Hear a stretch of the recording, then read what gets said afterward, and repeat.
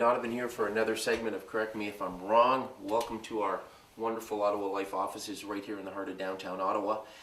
This week, our focus is on our series, You Can't Account for Stupid.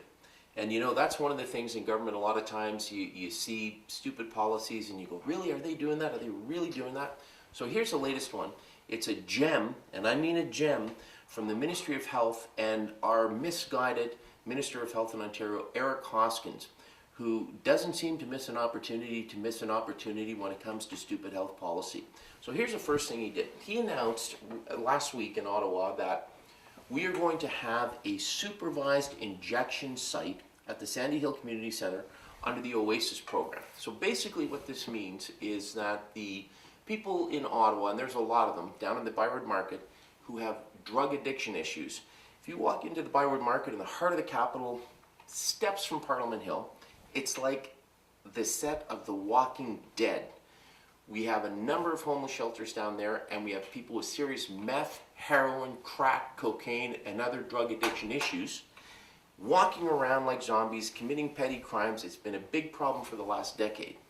Now, instead of doing the hard work and necessary and required work to spend a lot of money and healthcare dollars to help these people get off their drug addiction, to move into the mainstream of society after they get off their addiction, and to get away from the petty crimes that come with these drugs, we haven't done any of that. What the politicians have done is taken the shallow approach, the knee-jerk reaction approach. They're saying, hey, we need to do harm reduction.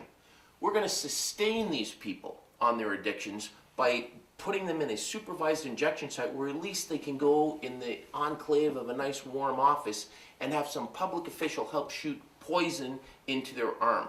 All funded courtesy of the taxpayers of Ontario. Now this is more than a stupid policy, and I'll tell you why.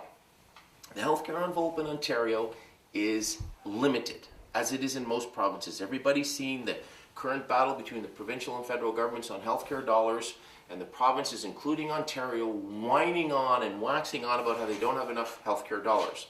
Here's the problem with that. 40% of the Ontario healthcare budget currently goes to administration. Administration to manage healthcare.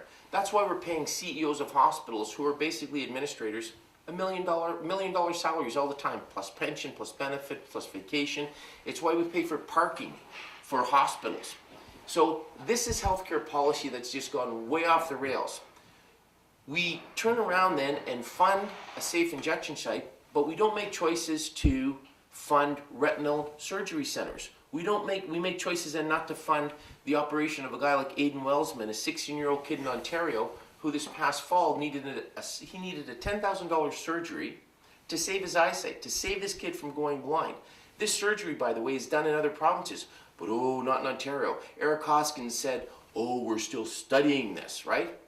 But geez, he's got enough money to spend up $1.6 million to inject drug users in the Byward Market here in Ottawa, but he doesn't have money for retina centers, he doesn't have money for Aidan Wellsman, but he's got enough money to pay CEOs at hospitals $1 million.